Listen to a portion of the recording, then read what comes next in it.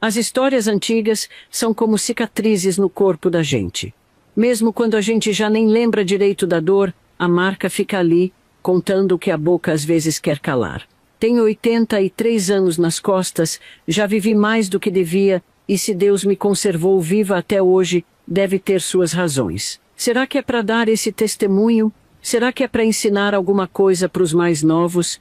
Já te peço desculpa se eu falar errado. Estudei só 2 anos quando menina. Depois aprendi mais um pouco quando já era adulta, mas não é a mesma coisa que aprender na idade certa. A cabeça da gente endurece, sabe? Igual feijão velho que não amolece por mais que cozinhe. Essa história não é bonita não. Se tá esperando conto de fada, melhor desligar esse gravador aí e ir procurar outra pessoa. O que vou contar é coisa que muita gente prefere fingir que não existe. É sobre o valor que dão pra vida de gente como eu. Nasci num lugarzinho que nem no mapa aparecia, no meio do nada do sertão. Era 1941. O mundo tava em guerra, mas para nós a guerra era outra. Era contra a fome, contra a seca, contra a miséria que parecia não ter fim. Nossa casa, um casebre de barro com teto de palha que em tempo de chuva, quando tinha chuva, deixava passar água por todo lado. O chão era de terra batida, e quando varria levantava uma poeirinha fina que entrava no nariz e fazia a gente espirrar. A cama era uma esteira de palha que dividia com Luzia, minha irmã mais velha. Os outros 3 menorzinhos dormiam com mãe numa cama improvisada com uns sacos velhos. Pai, quando estava em casa, que era raro, dormia num canto separado. Era melhor quando ele não estava. A cachaça deixava ele com a mão pesada. Minha mãe, Severina, era uma mulher dura, não dura de ruim, mas dura de forte mesmo. Precisava ser. Levantava antes do sol para buscar água no riacho, que ficava a quase 1 hora de distância. Na época das chuvas, a água era barrenta, cor de barro, na seca, era um fiozinho quase sem força, e a gente tinha que esperar horas para encher um pote. Ela carregava o peso na cabeça, equilibrando sem deixar cair uma gota, porque cada gota era preciosa. Dorinha, vai ajudar sua avó com os meninos? Era o que ela dizia antes de sair para o trabalho na roça. E lá ia eu, com 5, 6 anos, já cuidando dos meus irmãozinhos. A gente brincava com o que inventava, bonecas de sabugo de milho, carrinhos feitos de lata de sardinha, quando aparecia uma lata de sardinha, o que era raro. Vó Josefa era o doce da nossa vida amarga. Conhecia todas as plantas, todas as rezas. Quando ficava doente, era ela que cuidava com seus chás de ervas que catava no mato. Sabia benzer, tirar quebranto, curar espinhela caída. As mães traziam os filhos de longe para ela benzer. Era parteira também, ajudou a trazer ao mundo quase toda criança daquelas bandas. Deus dá o frio conforme o cobertor, ela dizia quando eu reclamava da vida difícil. Mas eu pensava comigo, pequenininha ainda, então Deus me deu um cobertor bem fininho, porque meu frio é grande. A gente comia o que dava feijão com farinha quando tinha sorte. Só farinha molhada no dia a dia. Carne? 1 vez por mês, se muito. Era tanta fome, que a barriga roncava de noite e não deixava dormir. Me diga, você já sentiu fome de verdade? Não essa fomezinha de quem atrasou o almoço. Falo de fome que dói, que deixa a gente tonto, que faz a gente sonhar com comida. Na escola, quando conseguia ir, era uma sala só com meninos e meninas de todas as idades. A professora, Dona Carmelita, era severa, mas boa. Usava palmatória quando a gente não aprendia a lição. Doía, mas eu nem ligava tanto. Estava acostumada com dores piores. Aprendi a desenhar as letras, a soletrar palavras simples, a fazer conta de somar e diminuir. Mas que isso não deu tempo. Depois de 2 anos, mãe disse que eu já sabia o suficiente e que precisava trabalhar. O trabalho na roça era pesado para uma criança, mas ninguém perguntava se eu aguentava ou não. Tinha que aguentar.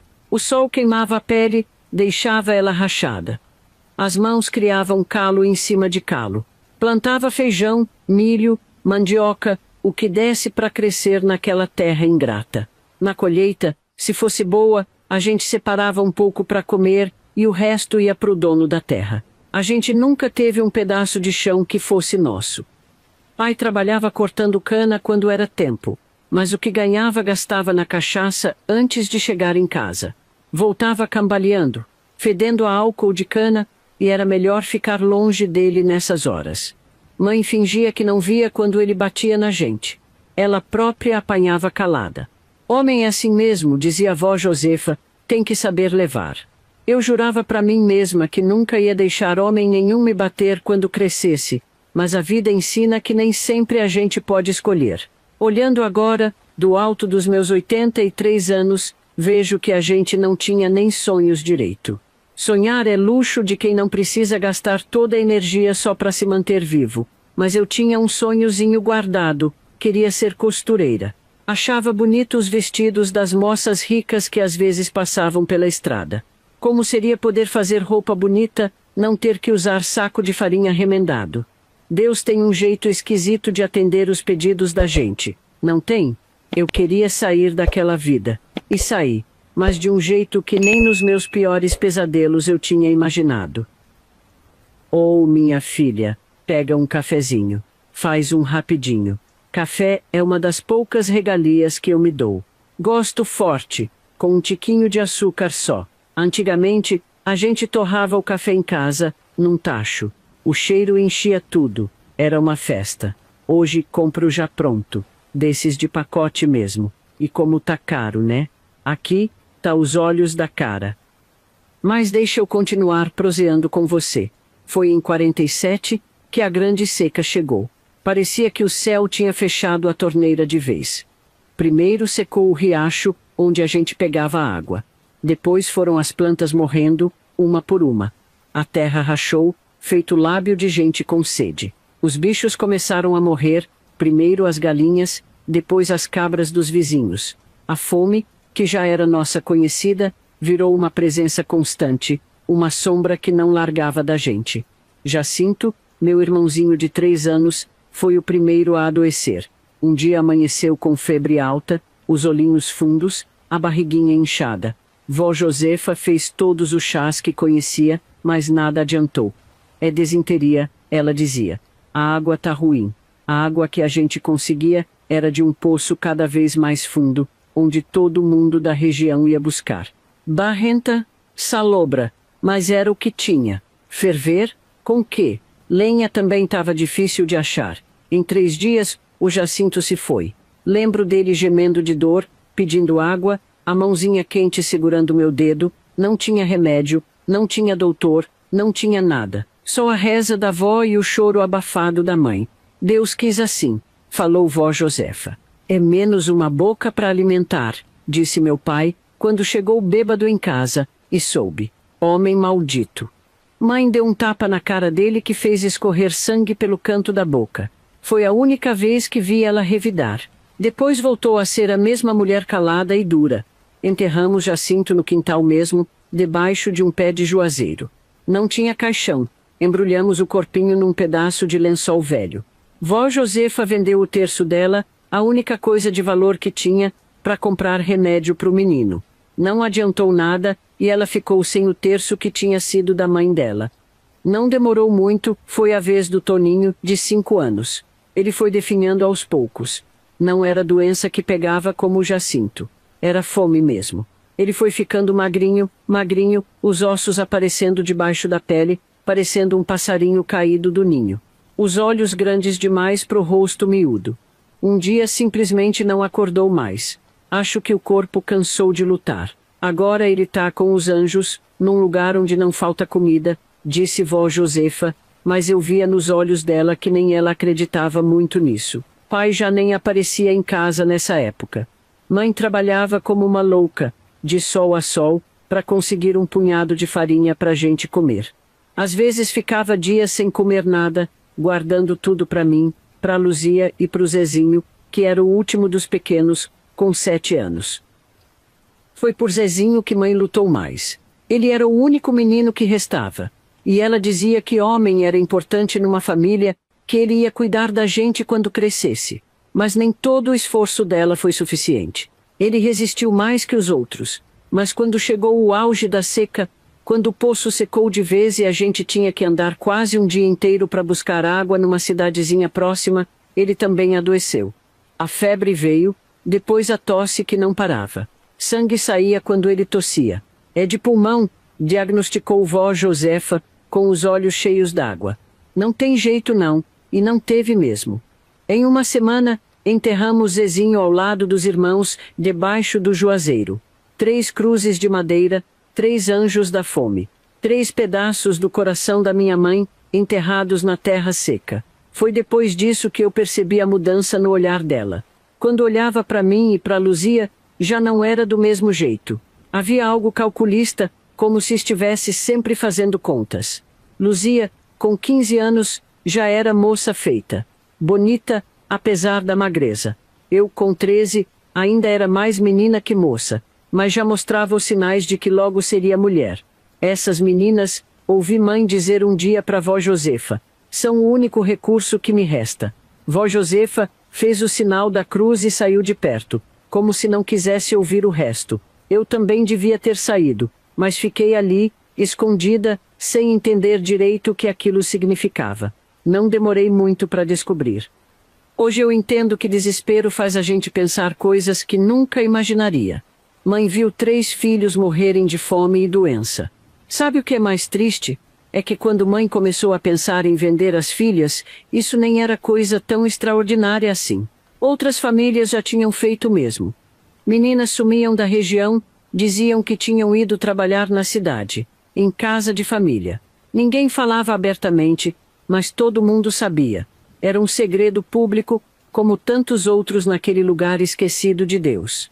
Quando vejo hoje na televisão essas campanhas contra o tráfico de pessoas, penso comigo, isso sempre existiu, só mudou de nome. Naquele tempo, não tinha nome. Era só o jeito que as coisas eram feitas. A necessidade não tem lei, já dizia vó Josefa. A necessidade só tem fome. Ele apareceu num domingo, o homem que mudou nossa vida. Domingo era o dia que a gente ia à igrejinha da vila, a uns 5 quilômetros de casa. Íamos a pé, claro. Ninguém ali tinha animal, muito menos carro.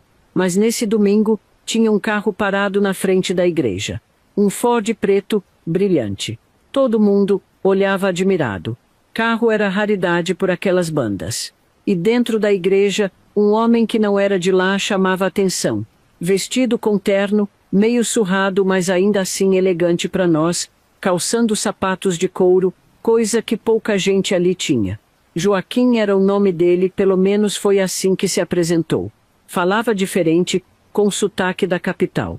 Dizia que era representante de uma empresa que buscava moças para trabalhar em casas de família na cidade grande.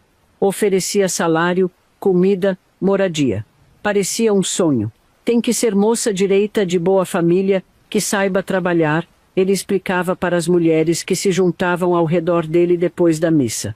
Mas não precisa saber ler nem escrever muito, isso a gente ensina lá. O importante é ser honesta e trabalhadora. Luzia, minha irmã, ficou de olho arregalado. Ela sempre quis sair dali, sempre sonhou com a cidade. Eu, mais calada, só observava de longe. Tinha medo da cidade, das histórias que contavam, de gente que ia e nunca mais voltava. Naquela semana, Joaquim visitou algumas famílias. Ouvi dizer que 2 meninas, filhas de seu Amaro, tinham sido escolhidas e iriam na próxima vez que ele voltasse. As meninas estavam animadas, a mãe delas orgulhosa. O pai tinha recebido um adiantamento pelo trabalho das filhas, diziam. Compraram até um rádio, coisa que ninguém ali tinha. Quando ele bateu na porta de nossa casa, 3 semanas depois, eu soube logo o que significava. Mãe tinha aquele olhar, o mesmo de quando decidiu que ia vender a única cabra que a gente tinha para comprar remédio pro Zezinho. Um olhar determinado, que não aceitava discussão. Essas são suas filhas? Perguntou Joaquim, olhando para mim e para Luzia. São sim, senhor, respondeu mãe, orgulhosa de repente.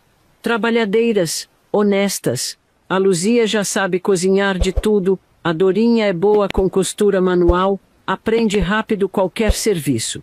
Eu nem sabia costurar direito, só tinha esse sonho. Mas mãe já estava nos vendendo como se fôssemos mercadoria de primeira. Joaquim pediu pra gente se aproximar. Olhou Luzia de cima a baixo, pediu pra ela sorrir, olhou os dentes dela como se fosse animal. Fez o mesmo comigo. Senti um arrepio ruim, mas não falei nada. Ninguém falava nada quando os adultos decidiam as coisas. São bonitas, disse ele pra mãe, não pra gente. Vão servir bem. Servir pra quê? Eu me perguntava. Mas não tinha coragem de perguntar em voz alta. As famílias na capital pagam bem por moças como suas filhas, continuou ele. Posso oferecer um adiantamento bom, e elas vão poder mandar dinheiro todo mês para a senhora, quando começarem a trabalhar. Vi os olhos da minha mãe brilharem com a menção do dinheiro. Pensei nos meus irmãozinhos mortos, no quanto ela tinha lutado para salvá-los. No quanto ela agora queria nos salvar também, do jeito dela. Joaquim e mãe conversaram em particular depois. Ele mostrou fotos da cidade, de casas grandes e bonitas, onde moças como suas filhas trabalhavam. Falou dos salários, das folgas aos domingos, da chance de estudar à noite. Era tudo mentira, claro.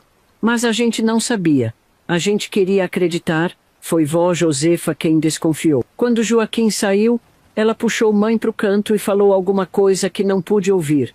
As duas discutiram, coisa rara. Vó Josefa chorou, mãe gritou. No fim, mãe ganhou a discussão, como sempre. É pro bem delas, ouvi mãe dizer. Você quer que elas acabem como os meninos, ou como eu, trabalhando até cair, e mesmo assim passando fome. Na cidade, elas vão ter chance. Vão poder mandar dinheiro. Quem sabe, até arranjar um bom casamento. Na semana seguinte, Joaquim voltou. Dessa vez tinha outro homem com ele, mais velho, que ficou esperando no carro. Ele trazia um envelope. 200.000 réis por cada uma, disse ele, colocando o dinheiro na mesa. Mais 50 quando chegarem ao destino. É o melhor preço que pago. Era mais dinheiro do que minha família já tinha visto junto na vida. Mãe nem pechinchava. Tava desesperada demais para isso. E vai ter mais todo mês, quando elas começarem a trabalhar, garantiu ele, sorrindo. Um sorriso que hoje eu sei que era falso, mas na época parecia sincero. O trato foi fechado assim, na nossa mesa de madeira velha, com a gente assistindo nosso destino ser selado. Nem perguntaram se a gente queria ir. Naquela época e lugar, filha não tinha querer. Pai pegou a parte dele do dinheiro e sumiu na mesma noite. Nem se despediu da gente. Mãe guardou o resto. Disse que ia usar para comprar remédio para vó Josefa, que andava com tosse ruim, e para consertar o telhado da casa que deixava passar água quando chovia. Tivemos um dia para nossas coisas. O que se arruma quando não se tem quase nada. Eu tinha 2 vestidos, além do que estava no corpo. Umas calcinhas remendadas. Sutiã, eu não tinha, e nem nunca tinha visto um, já que minha mãe, avó e irmã, também não usavam. Um pente. Era toda a minha fortuna. Vó Josefa chorou a noite toda. Na hora de a gente sair, ela desenhou uma cruz com carvão na testa de cada uma. Que Nossa Senhora proteja vocês, sussurrou ela, escondendo as lágrimas. Não esqueçam de onde vieram. Não esqueci, vó. Nunca esqueci. Mãe era mais prática. Deu um abraço rápido, seco. Obedeçam aos patrões, foi o conselho dela. Trabalhem direito. Não me façam passar vergonha.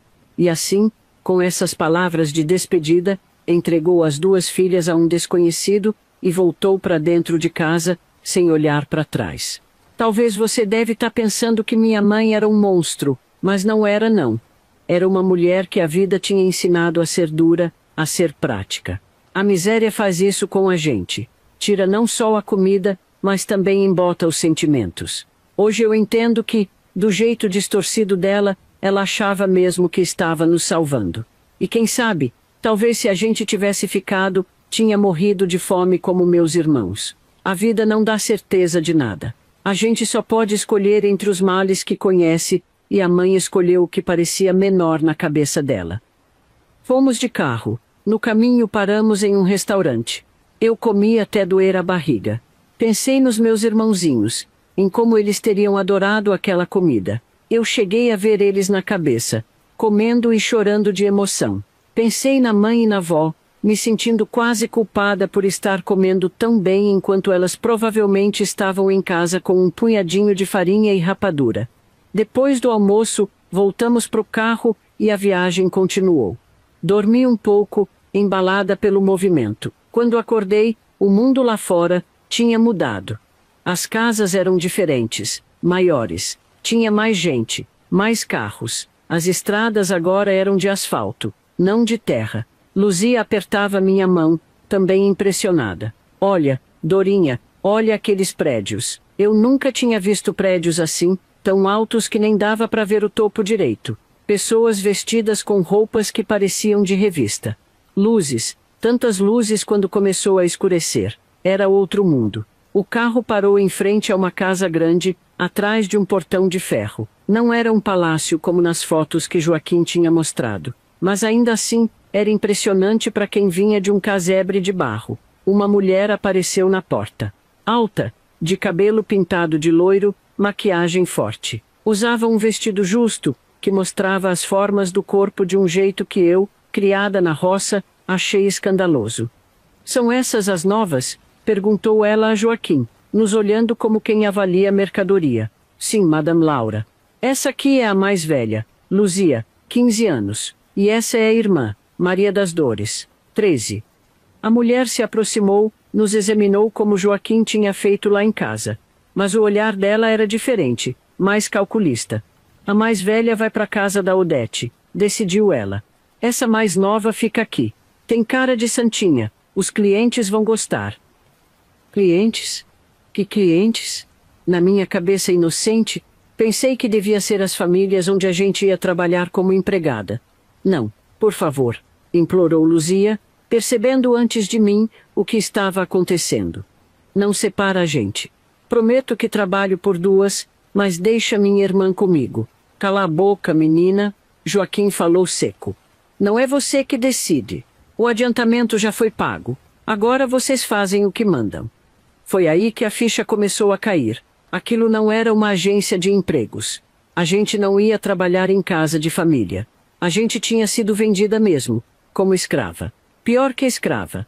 Luzia foi arrastada de volta para o carro, gritando meu nome.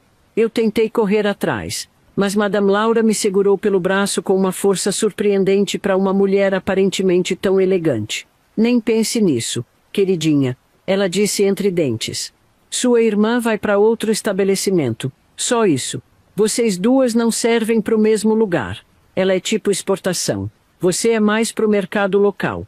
Eu não entendia o que ela queria dizer com aquilo. Só sabia que estavam levando minha irmã, a única pessoa que me restava no mundo. As últimas palavras que ouvi de Luzia foram: seja forte, Dorinha. Um dia a gente se encontra de novo.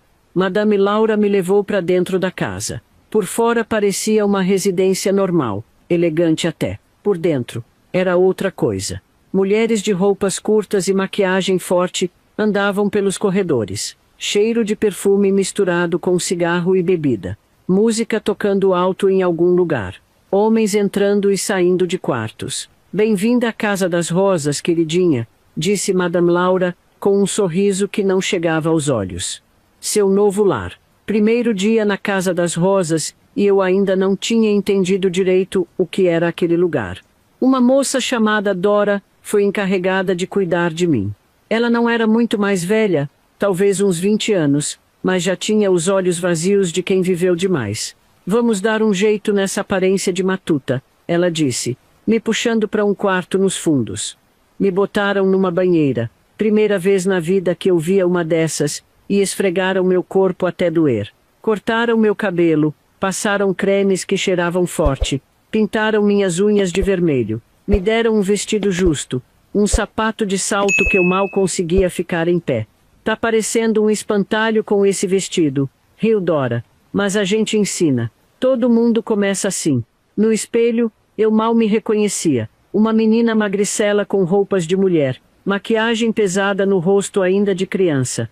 Eu parecia uma boneca de pano vestida com roupa de porcelana. Quanto tempo até eu poder visitar minha irmã? Perguntei inocente. Dora riu, mas foi uma risada triste. Ah, santinha, Você não vai a lugar nenhum, nem ela. Vocês têm uma dívida a pagar. O preço da viagem, das roupas, da comida, tudo vai na conta. Vai levar anos até vocês quitarem. Foi aí que entendi o sistema. A gente tinha sido comprada, mas também tinha uma dívida que nunca acabava. Cada vestido novo, cada refeição, cada gota de perfume era anotada num caderninho que Madame Laura guardava como uma bíblia. Naquela primeira noite, me deixaram num quarto pequeno nos fundos. Era para aprender observando, disse Madame Laura. No dia seguinte começou o verdadeiro aprendizado. Dora me ensinou como falar com os homens, como sorrir mesmo quando não tinha vontade, como fingir que estava gostando das conversas sem graça. Tudo era anotado na minha conta, as lições, as roupas, até o sabonete. E se eu quiser ir embora? Perguntei numa noite, depois de uma semana lá. Pode tentar. Dora deu de ombros. A última que tentou voltou numa caixa de sapato. Pensei que era brincadeira dela, mas o olhar dizia que não. Na segunda semana, tentei fugir mesmo assim. Esperei todo mundo dormir, peguei umas roupas menos chamativas e tentei pular o muro dos fundos. Não cheguei nem no portão. O segurança, um homem enorme chamado Tonho, me pegou pelo braço e me arrastou de volta. A surra que levei de Madame Laura serviu de exemplo para as outras. 3 dias sem poder levantar da cama, rosto tão inchado que nem no espelho eu queria olhar. Próxima vez não vou ser tão boazinha, ela avisou. E a dívida aumentou. Agora você tem que pagar pelo transtorno que causou. Quando me recuperei, veio a parte que eu mais temia. Madame Laura entrou no quarto com um homem gordo, de bigode, cheirando a cigarro e uísque. Essa é a novinha que te falei, coronel, ela disse, toda sorrisos. Ainda tá verdinha, mas tenho certeza que vai saber agradar o senhor. Eu tremia tanto que mal conseguia ficar em pé. O homem me olhou de cima a baixo, lambeu os lábios. Deixa que eu ensino o que ela precisa saber, ele disse, jogando um maço de dinheiro para Madame Laura. Ela contou as notas, satisfeita, e saiu fechando a porta. O que aconteceu naquele quarto naquela noite, eu nunca vou esquecer, mas também não quero contar em detalhes. Tem coisa que é melhor deixar no escuro. Só digo que perdi mais do que a inocência. Perdi um pedaço da minha alma. Quando o homem saiu, horas depois, Dora veio me ajudar a limpar. Primeira vez é sempre a pior, ela disse, passando um pano molhado nos machucados. Depois a gente aprende a sair do corpo. Fica só a casca, sabe? A gente mesmo vai para outro lugar. Eu não entendi o que ela queria dizer naquela noite. Levou tempo até eu aprender essa arte de separar o corpo da alma. De estar sem estar realmente lá. Os dias viraram semanas, as semanas viraram meses. Cada dia igual ao outro. Acordar tarde, porque a noite era de trabalho.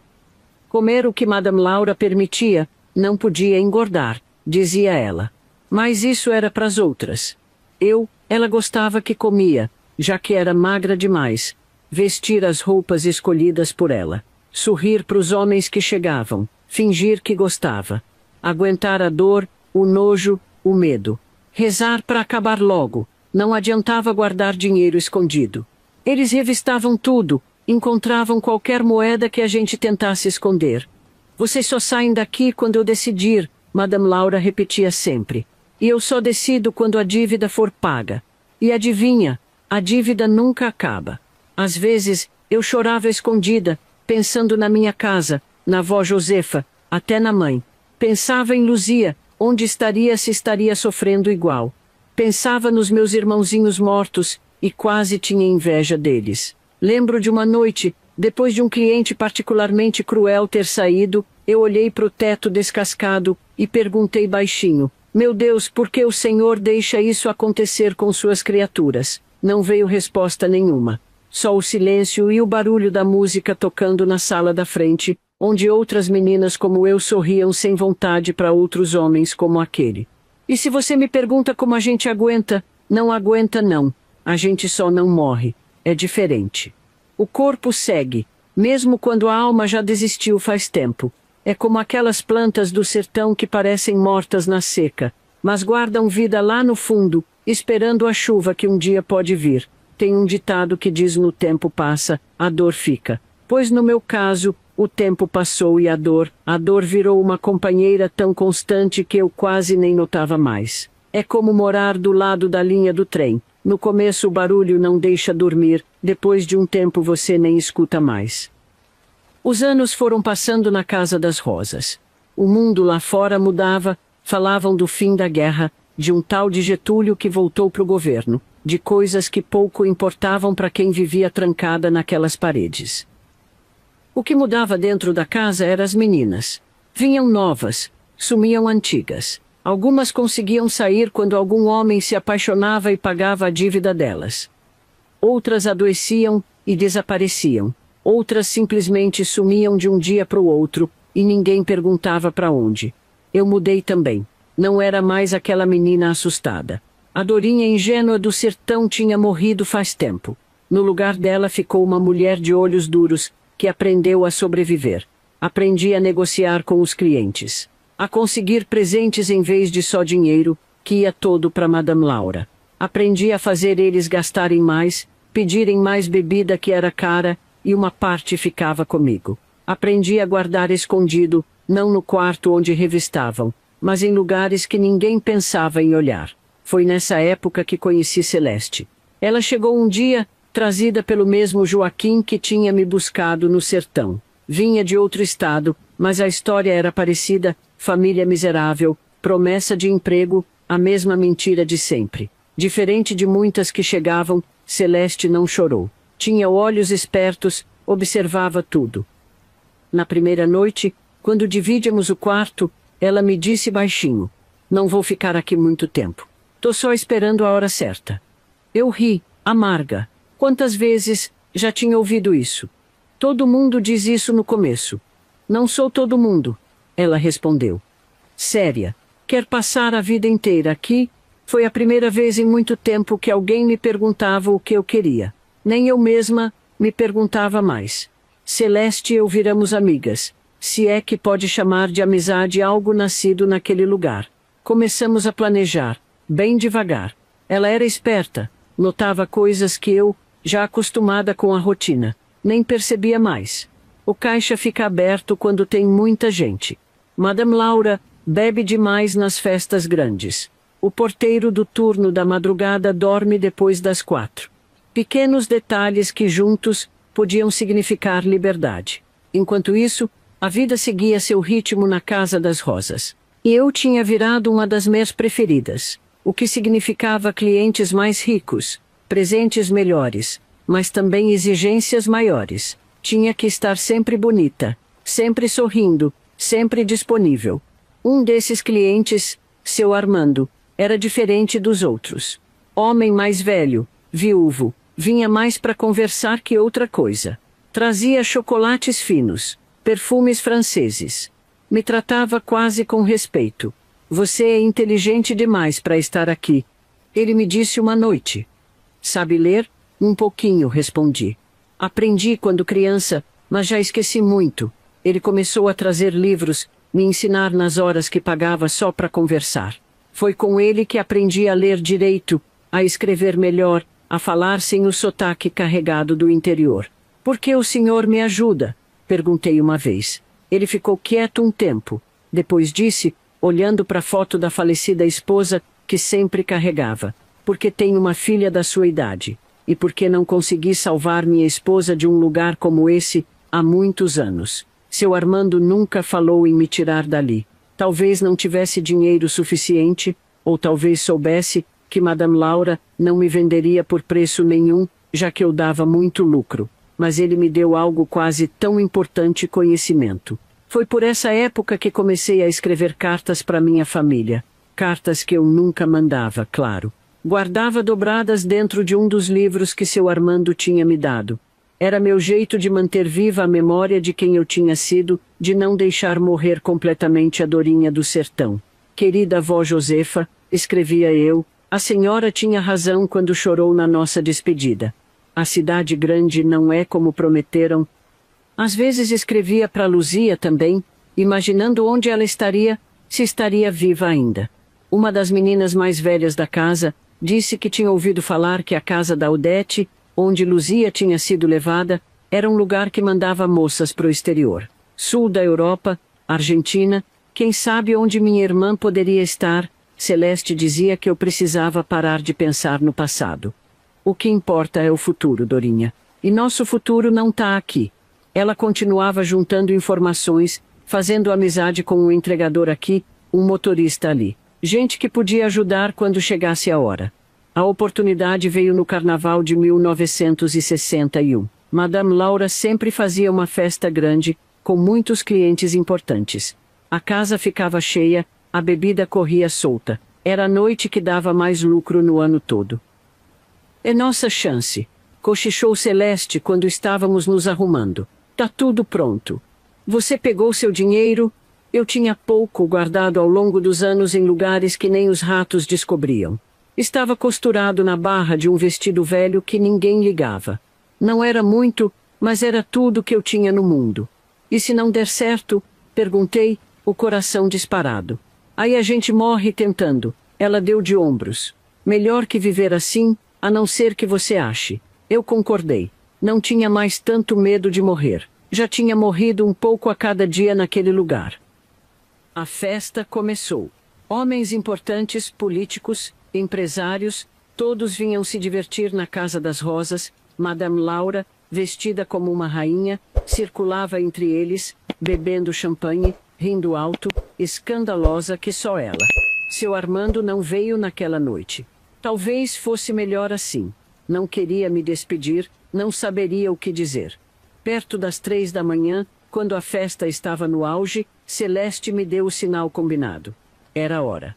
Sem ninguém notar, escorreguei para o meu quarto, peguei o vestido com o dinheiro, o livro com as cartas, as únicas coisas que queria levar daquela vida.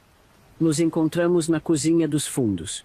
O cozinheiro, que Celeste tinha conquistado com sorrisos, fingiu não ver quando saímos pela porta da despensa. A chuva caía forte lá fora, encharcando a gente em segundos. Era como se o céu estivesse lavando anos de sujeira da nossa pele. Corremos pelo beco dos fundos, escorregando na lama, o coração na boca. Para onde a gente vai? Perguntei quando chegamos numa rua mais movimentada, ainda cheia mesmo àquela hora por causa do carnaval. Celeste hesitou. Eu vou pro norte. Tenho um conhecido que vai me ajudar. Você? Ela parou, me olhou com uma mistura de pena e determinação. Você não pode ir comigo, Dorinha. 2 chamam muito mais atenção que uma. Eles vão procurar a gente juntas. Senti como se tivesse levado um tapa. Depois de tudo, ela ia me deixar? Mas a gente combinou. Eu sei, ela cortou. Mas é melhor assim. Toma. Me deu um papel com o endereço. Uma senhora que trabalhou na casa antes da gente. Conseguiu sair, tem uma pensão agora. Procura ela. Diz que eu mandei. Ela vai te ajudar. Antes que eu pudesse responder, ela me abraçou forte. Seja esperta, Dorinha. Não confia em ninguém. Um dia a gente se encontra de novo. E sumiu na multidão de foliões, me deixando sozinha na chuva, com um vestido ensopado e um endereço na mão. Celeste tinha razão, claro. Era mais seguro nos separarmos. Mas naquele momento, tudo que eu senti foi o mesmo desamparo de quando Luzia foi levada embora. Eu tinha 19 anos. Estava livre pela primeira vez em 6 anos. E completamente sozinha no mundo. Fiquei triste pois tive que jogar fora aquelas cartas junto com o livro. Estavam todas estragadas por causa da chuva. Passei aquela primeira noite de liberdade andando sem rumo pela cidade. A chuva parou de madrugada, mas eu continuei encharcada, tremendo de frio e medo. Cada carro que passava, cada homem que cruzava meu caminho me fazia pensar que era gente de Madame Laura me procurando. Quando amanheceu, eu estava num banco de praça, exausta. Uma senhora que passava me olhou com desconfiança. Eu devia parecer uma louca ou uma bêbada, com o vestido molhado, a maquiagem borrada, o cabelo grudado no rosto. Foi aí que me lembrei do papel que Celeste tinha me dado. Puxei ele do bolso, rezando para ainda dar para ler depois da chuva. A tinta tinha borrado um pouco, mas o endereço ainda estava legível. Pedi informação para um jornaleiro. Ele me olhou de cima a baixo, desconfiado, mas explicou como chegar. Era longe, do outro lado da cidade. Não tinha dinheiro para bonde ou ônibus, O pouco que eu tinha estava escondido e não podia ficar tirando na rua. Fui a pé mesmo. Horas caminhando, com medo de perguntar muito e chamar a atenção. O sol já estava alto quando finalmente achei o endereço. Era uma casa simples, pintura descascando, numa rua estreita. Tinha uma placa na frente, Pensão Santa Clara, só para moças. Fiquei parada na calçada sem coragem de bater. E se fosse uma armadilha? E se Celeste tivesse me enganado? Ou pior, e se a tal senhora tivesse alguma ligação com Madame Laura? Estava quase desistindo quando a porta se abriu e uma senhora apareceu. Gordinha, cabelos grisalhos presos num coque, avental na cintura. Parecia uma vó de propaganda de farinha de trigo. Vai ficar aí parada, menina? Ela me perguntou. Tá esperando um convite por escrito? A senhora é Dona Gertrudes? Perguntei, a voz tremendo. Sou eu mesma. E quem tá perguntando com essa cara de assombração? Eu sou Maria das Dores. A Celeste mandou, ela disse que a senhora podia me ajudar. A expressão dela mudou na hora. Olhou para os dois lados da rua, depois fez sinal para eu entrar rápido. Entra logo antes que alguém te veja. Você fugiu da Laura, não foi? Tá escrito na sua cara. Entrei, as pernas bambas. A casa era simples mas limpa. Cheirava a café fresco e pão caseiro, um cheiro de lar que eu não sentia há anos. A Celeste também veio? Perguntou Dona Gertrudes enquanto me levava para a cozinha. Não. Ela foi pro norte. Disse que era mais seguro a gente se separar. Menina esperta. Sempre foi. Assentiu a senhora. Senta aí. Vou te dar um café e roupa seca antes que você pegue uma pneumonia. Enquanto eu tomava o café mais gostoso que já provei na vida, Dona Gertrudes me contou sua história. Tinha sido da Casa das Rosas também, muitos anos atrás. Quem administrava era a avó da Madame Laura. Conseguiu sair quando um cliente se apaixonou e pagou sua dívida. Casaram, viveram juntos 15 anos até ele morrer. Com o dinheiro que deixou, ela abriu a pensão. Só aceito moças que precisam de ajuda, explicou. Moças como você, como eu fui um dia. Ela me deu um quarto pequeno no fundo da casa. Disse que eu podia ficar até me estabelecer, mas tinha que ajudar na limpeza e na cozinha. E nada de falar do seu passado para as outras meninas. Aqui todo mundo começa uma vida nova. O que ficou para trás, ficou. Se eu ver vocês proceando algo parecido, estão no olho da rua. Nos primeiros dias, eu mal saía do quarto. Tinha pesadelos horríveis. Acordava gritando. As outras moradoras da pensão tinham vindo de outros bordéis. Agora eram 3 costureiras e 2 balconistas de loja. Me olhavam com pena. Já tinham passado por isso. Quando tive a oportunidade e fui olhar meu dinheirinho na barra do vestido, estava todo perdido. Mas eu chorei tanto, a chuva acabou com ele, virou farelo. Expliquei para Dona Gertrudes, que disse que já tinha falado, eu só precisaria ajudar na casa. Depois de 2 semanas, quando achei que já estava segura, resolvi procurar trabalho. Precisava juntar dinheiro, quem sabe um dia procurar minha irmã. Foi mais difícil do que eu imaginava. Sem documentos, sem referências, ninguém queria me dar emprego. Você já trabalhou em quê, menina? Perguntavam. O que eu ia dizer? Que meu único talento era agradar homens num bordel. Sei limpar, cozinhar um pouco, eu respondia. Aprendi com minha avó no interior. Ninguém acreditava. Ou fingiam acreditar e ofereciam outro tipo de trabalho. Os mesmos olhares, as mesmas propostas, como se tivesse algo em mim que denunciava meu passado. Um dia, voltando de mais uma tentativa frustrada, encontrei um homem observando a pensão do outro lado da rua. O coração gelou quando reconheci, era Tonho, o segurança da Casa das Rosas. Corri para dentro, tranquei a porta, contei para Dona Gertrudes, que espiou pela janela. É da Laura, sim, confirmou. Eles nunca desistem de procurar as que fogem. Má publicidade para os negócios, sabe? Se uma consegue, outras tentam. Naquela mesma noite, ela me ajudou a arrumar minhas poucas coisas. Não pode ficar aqui, decidiu. É perigoso para você e para as outras meninas? Vou te mandar para casa da minha irmã, no outro lado da cidade. Lá você fica até as coisas esfriarem. Saí no meio da madrugada, usando roupas emprestadas de uma das moradoras, o cabelo escondido num lenço. Dona Gertrudes me deu dinheiro pro bonde. Obrigada, falei, com lágrimas nos olhos. Por que a senhora tá me ajudando tanto? Porque um dia alguém me ajudou, ela respondeu simplesmente. A gente só paga o que deve. A irmã de Dona Gertrudes, Dona Eulália, morava num bairro afastado, numa casa grande e antiga. Era viúva, vivia sozinha com um gato velho. Quando cheguei lá, depois de uma viagem tensa sempre olhando por cima do ombro, ela me recebeu sem fazer perguntas. Minha irmã já explicou tudo, foi o que disse. Você fica no quarto dos fundos. Preciso de alguém para ajudar na casa mesmo, minhas juntas não são mais o que eram. Foi assim que comecei minha nova vida. Como empregada doméstica na casa de Dona Eulália, escondida do mundo, tentando esquecer o passado e, ao mesmo tempo, juntar coragem e dinheiro para procurar Luzia. Todas as noites eu rezava, usando o terço que tinha ali no quarto onde eu ficava. Pedia proteção para mim, para Luzia e até para Celeste, onde quer que ela estivesse. Pedia perdão pelos pecados que nem eram meus, mas que pesavam na minha alma mesmo assim. E agradecia pela chance de recomeçar, mesmo com tanto medo do futuro. A casa de Dona Eulália virou meu refúgio.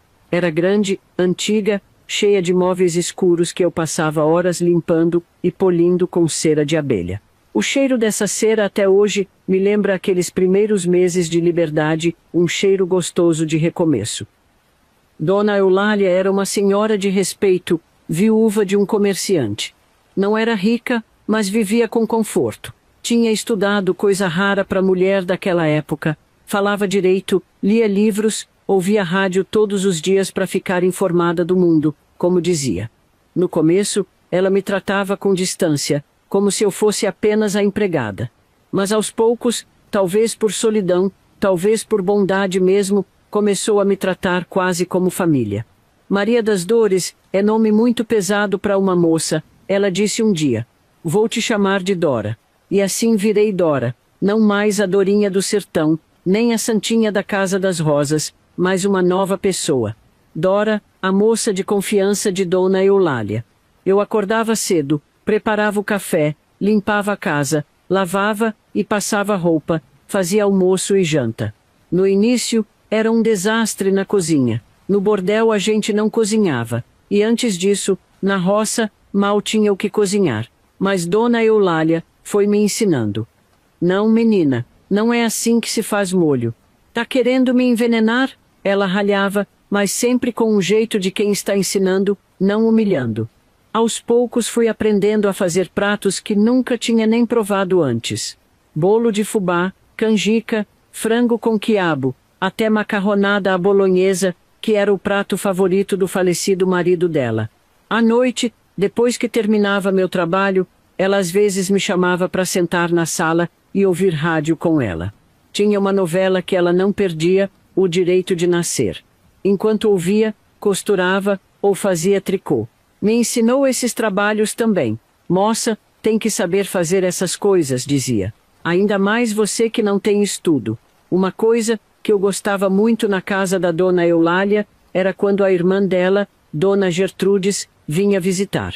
As duas já eram de idade, mas quando estavam juntas, pareciam moças de novo, rindo de coisas do passado, contando histórias de quando eram pequenas, falando da infância delas lá no interior.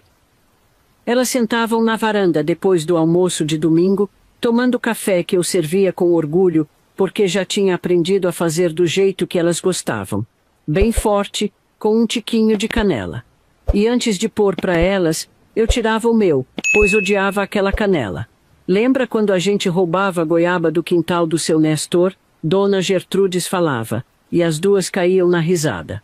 E quando você rasgou o vestido novo subindo no pé de manga e mamãe virou uma onça, Dona Eulália respondia, e a risada continuava. Eu ficava por perto, fingindo que estava só arrumando as coisas, mas na verdade queria mesmo era escutar aquelas histórias. Ver o jeito que elas se olhavam, como uma sabia o que a outra ia dizer antes mesmo dela abrir a boca, como elas brigavam por bobagem e logo faziam as pazes, aquilo mexia comigo de um jeito estranho. Me fazia pensar na Luzia, minha irmã. Será que a gente ia ser assim um dia? Será que a gente ia ficar velhinha numa varanda, lembrando das coisas boas, esquecendo das ruins? À noite, no meu quartinho, eu rezava pedindo para um dia encontrar Luzia de novo. Queria contar para ela da minha vida. Queria saber da dela. Queria dizer que ainda me lembrava do cheiro do cabelo dela, do jeito que ela cantava baixinho para me fazer dormir nas noites que a barriga roncava de fome. Quando a dona Gertrudes ia embora, as duas se abraçavam forte e prometiam se ver logo. Nas horas de folga, que não eram muitas, eu gostava de ficar no meu quartinho. Era pequeno, mas era só meu. Tinha uma cama de verdade com colchão macio, um criado mudo com uma gaveta onde guardava minhas poucas coisas, e o pouco que juntava do salário que Dona Eulália me pagava. Era pouco, mas era um começo. Pela primeira vez na vida, eu podia dormir sem medo, comer sem ter que pagar com o corpo, existir sem ser propriedade de alguém. Os meses foram passando, viraram um ano, depois 2. Eu conheci toda a família da Dona Eulália, eles vinham quando podiam, moravam longe. Aos poucos, comecei a sair mais. No começo só para fazer compras pro almoço, depois para acompanhar Dona Eulália à igreja, à casa de amigas. Sempre com medo de encontrar alguém da Casa das Rosas, sempre olhando por cima do ombro. Mas com o tempo esse medo foi diminuindo. Afinal, eu tinha mudado. Não usava mais maquiagem forte nem roupas chamativas. Meu cabelo, antes tingido de loiro por ordem de Madame Laura, tinha voltado ao castanho natural. Eu parecia o que era agora uma moça simples, uma empregada doméstica como tantas outras na cidade. Foi numa dessas saídas, indo comprar pão na padaria do bairro, que conheci Augusto. Ele trabalhava na construção civil, era pedreiro. Um homem simples, de mãos calejadas de trabalho honesto. Viúvo, tinha perdido a esposa no parto do primeiro filho, que também não sobreviveu. Morava sozinho numa casa pequena que ele mesmo tinha construído. A primeira vez que nos falamos foi por acaso. Eu tinha derrubado a bolsinha com o dinheiro das compras. Ele juntou e me devolveu. Um gesto simples, mas a gentileza no olhar dele me marcou. Depois disso, parecia que eu o encontrava em todo lugar. Na padaria, na missa de domingo, no armazém do seu Gumercindo. Ele sempre me cumprimentava com respeito. Um bom dia, dona, que saía sem jeito da boca acostumada mais com cimento do que com palavras. Aquele rapaz não tira os olhos de você, comentou Dona Eulália um dia, depois da missa. É impressão sua, respondi, sentindo o rosto esquentar. Impressão nada. Conheço esse olhar. Meu antenor me olhava assim quando éramos jovens. Eu balançava a cabeça, incrédula. Como um homem decente podia se interessar por alguém como eu? Se ele soubesse do meu passado, nem a cabeça virava para o meu lado, e esse era meu maior medo. Que alguém descobrisse, que alguém contasse. Que tudo que eu tinha construído com tanto esforço desmoronasse num instante. Uma tarde, voltando da feira com Dona Eulália, encontramos Augusto arrumando a calçada em frente à casa dos vizinhos. Ele levantou, limpou as mãos na calça, tirou o chapéu. Boa tarde, Dona Eulália, cumprimentou, e depois, olhando para mim, boa tarde, Dona Dora. Dona Eulália, esperta como era, inventou na hora que precisava da ajuda dele para consertar um vazamento no telhado da nossa casa. Pago pelo serviço, claro, ela disse. Não precisa nem falar, respondeu ele. Posso ir domingo depois da missa. No domingo seguinte lá estava ele, pontual como um relógio novo. Consertou o telhado, recusou o pagamento, aceitou ficar pro almoço. Comeu com gosto a comida que eu tinha preparado. Elogiou cada prato. Cozinha muito bem, Dona Dora. Dona Eulália, que parecia estar adorando a situação, inventou mais coisas para consertar nas semanas seguintes. Uma janela emperrada, um armário bamboleando, um banco quebrado no quintal. E Augusto sempre vinha, sempre recusava pagamento, sempre ficava pro almoço. Até que um dia, quando Dona Eulália convenientemente saiu para visitar uma amiga doente, ele criou coragem e me convidou para ir à quermesse da igreja no sábado seguinte. Meu primeiro instinto foi recusar. O que eu estava pensando? Eu não podia ter uma vida normal, não podia me envolver com um homem de bem, não com o meu passado. Não posso, disse. Por quê? Ele perguntou, a decepção clara no rosto honesto. Por quê? Porque você não me conhece de verdade. Consegui responder, a voz trêmula. Ele ficou em silêncio um tempo, depois disse algo que nunca vou esquecer. Conheço o suficiente. Conheço a Dora que você é agora. O resto a gente vai conhecendo aos poucos, se você deixar. Quando contei para Dona Eulália sobre o convite, ela praticamente me obrigou a aceitar. Menina boba, Augusto é um homem bom, trabalhador. Não vai encontrar melhor. Mas e se ele descobrir, e daí, se ele gostar de você de verdade, vai entender que o passado é passado. Como já te disse, Dona Eulália se tornou minha confidente, a essa altura, ela já sabia tudo sobre mim. Eu fazia questão de deixar bem claro sobre o meu passado. Ela tinha pena de mim, dizia que fui jogada numa arapuca. Acabei aceitando o convite. Fomos à quermesse, depois a outras saídas. Cinema uma vez, sorvete depois da missa, sempre com Dona Eulália de carabina, claro. Augusto era respeitador. Nunca tentou nada além de segurar minha mão de vez em quando. Conversávamos sobre tudo e nada. Ele me contava do trabalho, dos planos de abrir uma pequena construtora um dia. Do meu passado, falava pouco e escolhia bem o que dizer. Que vinha do interior, que tinha perdido a família, que Dona Eulália tinha me acolhido. Não era mentira, só não era toda a verdade. Um dia, ele perguntou sobre a cicatriz que eu tinha no ombro, marca de uma garrafa quebrada que um cliente jogou em mim, numa noite de bebedeira na Casa das Rosas. Acidente quando criança, respondi rápido, puxando a manga do vestido para cobrir. Ele assentiu, não insistiu. Mas naquela noite não dormi, pensando se um dia teria coragem de contar a verdade. Se um dia confiaria nele o suficiente. Resolvi contar depois de 3 meses de namoro. Ele havia me pedido em casamento na semana anterior, com um anel simples, que devia ter custado 1 mês de seu salário. Eu não tinha dado resposta ainda. Marcamos de nos encontrar no banco da praça perto da igreja. Era domingo à tarde. O sol começava a baixar. Dona Eulália, minha confidente, sabia das minhas intenções e rezava em casa por mim. Augusto chegou pontual como sempre. Cabelo molhado do banho, camisa limpa bem passada. Preciso te contar uma coisa, comecei, a voz tremendo tanto que mal saía. Sobre meu passado. Ele segurou minhas mãos, que estavam geladas apesar do calor. Augusto, eu não sou quem você pensa. Não sou moça de família. Não sou. As palavras engasgaram, mas continuei. Eu trabalhei num lugar chamado Casa das Rosas por 6 anos. Ele franziu a testa, sem entender. Era um bordel, falei de uma vez. Fui vendida pela minha própria mãe quando era menina. Tinha 13 anos. O rosto dele mudou. Os olhos se arregalaram. Larguei minhas mãos das dele e contei tudo, tim-tim por tim-tim. A fome no sertão, a morte dos meus irmãos, o homem que me comprou, a separação de Luzia, as noites na Casa das Rosas, a fuga com Celeste. Ele ficou em silêncio por tanto tempo que achei que tinha acabado tudo. Quando finalmente olhei para seu rosto, vi que ele chorava. Por isso você disse que eu não te conhecia de verdade, murmurou. Agora você entende por que não posso aceitar seu pedido, falei, levantando para ir embora. Você merece uma moça direita, não alguém como eu. Ele segurou meu braço quando tentei sair. Você acha que estou chorando por mim? Estou chorando por você, Dora. Pelo que fizeram com você, foi minha vez de ficar sem palavras. O que aconteceu com você foi uma maldade, não uma escolha, ele continuou. E quem você é agora, a mulher por quem me apaixonei, essa é a verdadeira Dora.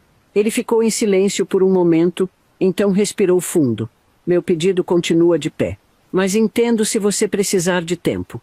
2 semanas depois, me casei com Augusto numa cerimônia simples na igreja do bairro.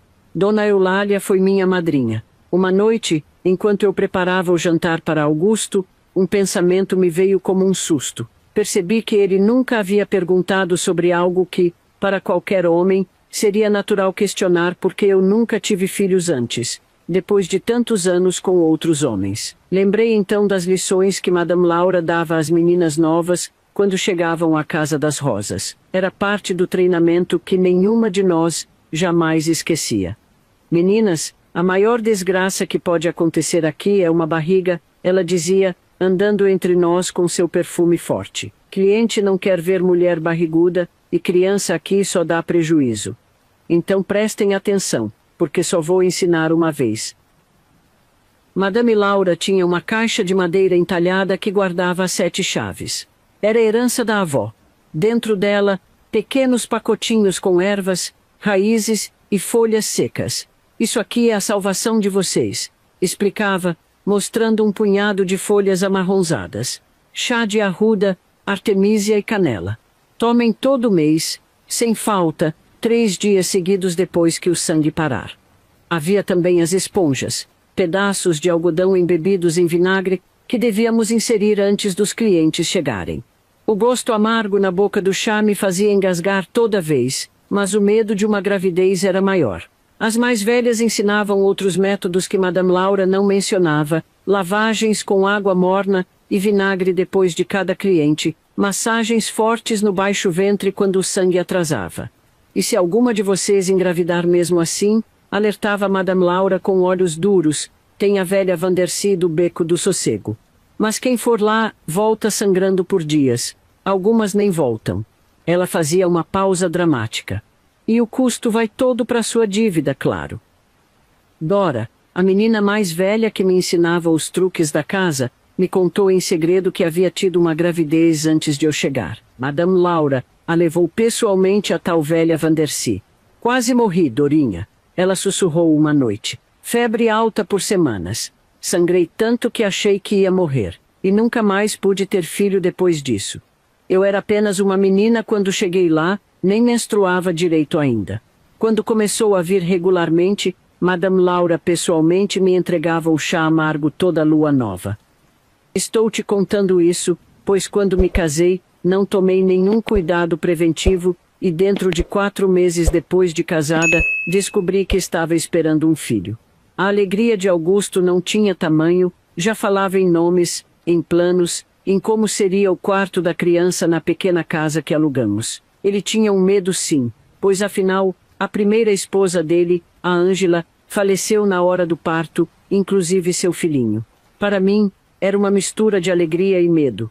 Medo de que algo em mim estivesse estragado depois de tantos anos de chás amargos e remédios de Madame Laura. Medo de não saber ser mãe direito. Foi quando eu estava de 5 meses, a barriguinha bem redondinha, e numa tarde de quinta-feira que comecei a sentir as dores.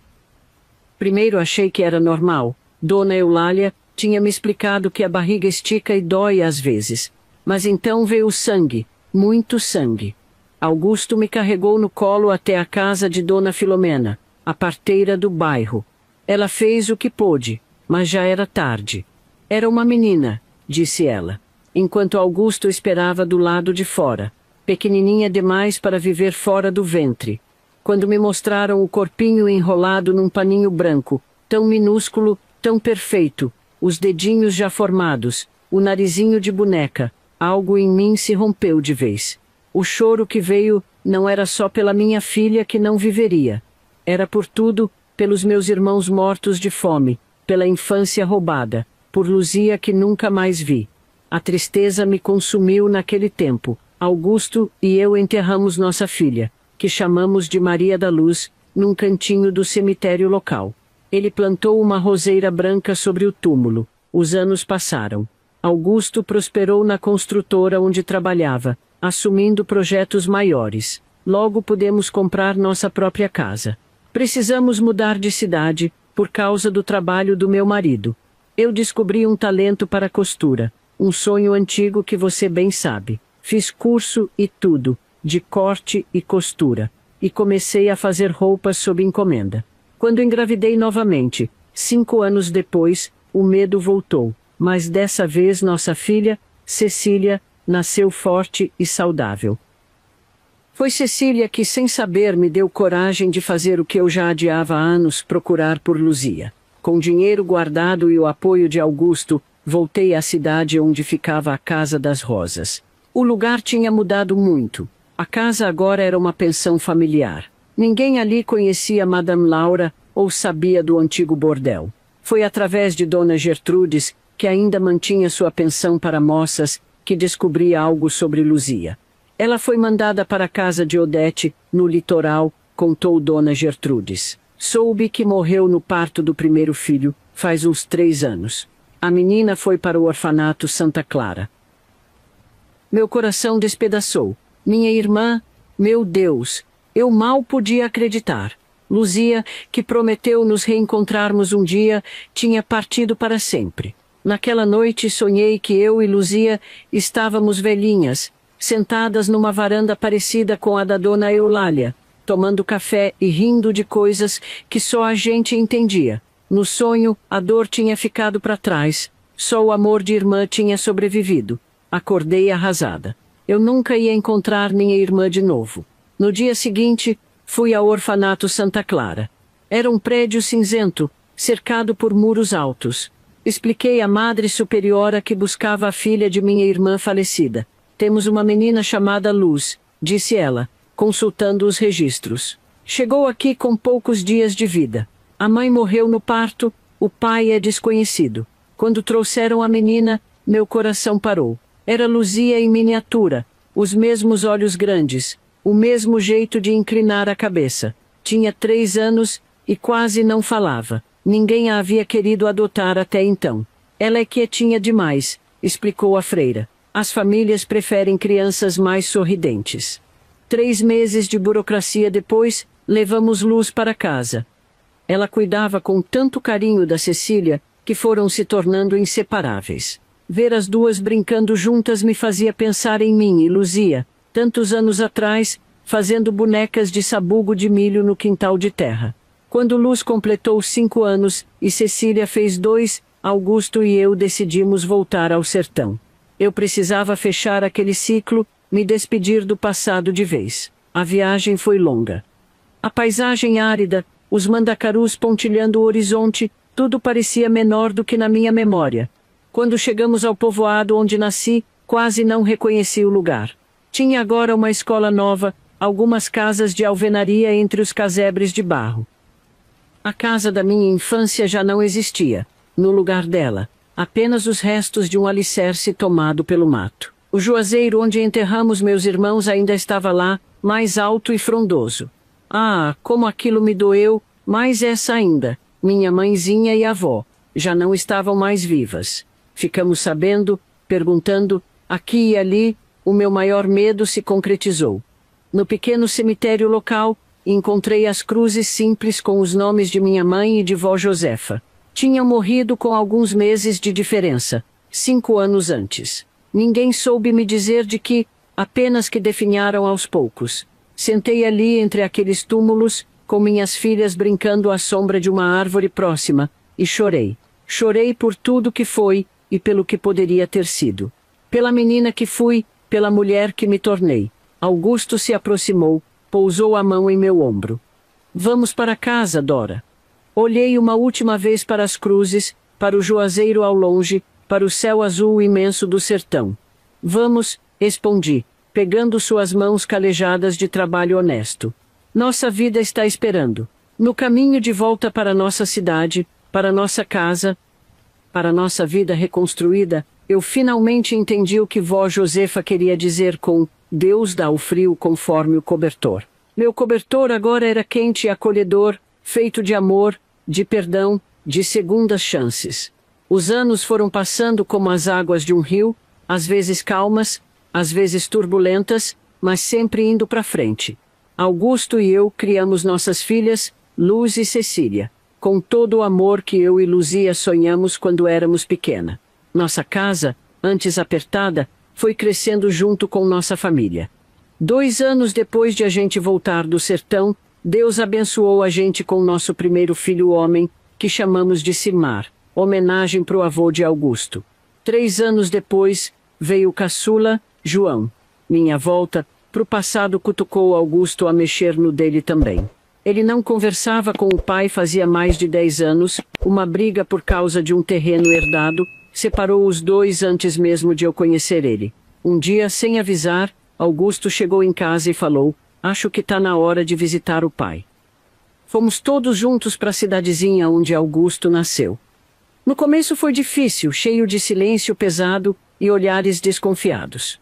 O pai dele, Já velhinho de cabelo branco, endurecido de tanto ficar sozinho, nem sabia como lidar com os netos que nunca tinha visto. Foi Luz, com aquele jeito quietinho dela, que primeiro quebrou o gelo. Chegou pertinho do velho e segurou a mão enrugada dele. Vi os olhos dele se encherem d'água, lembrando talvez de quando Augusto tinha aquela idade. A vida é muito curta para guardar raiva, pai, Augusto falou naquela noite.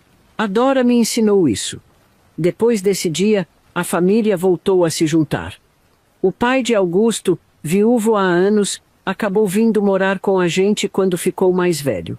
Ele passou os últimos anos contando história para os netos e fazendo brinquedinho de madeira. A vida seguiu seu rumo. Luz cresceu e virou professora, coisa que me deixava cheia de orgulho. Sempre pensei que era o que Luzia teria sido se tivesse tido chance. Cecília pegou meu gosto pela costura e abriu sua própria loja. Os meninos seguiram o caminho do pai na construção, aumentando o negócio que Augusto tinha começado. Vi meus filhos casando, um por um, cada casamento enchendo meu coração de uma alegria que nem cabia dentro do peito. E aí vieram os netos. Primeiro os gêmeos da Cecília, depois mais 3 do Silmar, 2 meninas da Luz, e por fim os 3 meninos arteiros do João. Ver aquelas crianças crescendo, correndo pelo mesmo quintal, onde Augusto fez um balanço na mangueira, era como ver um milagre todo dia.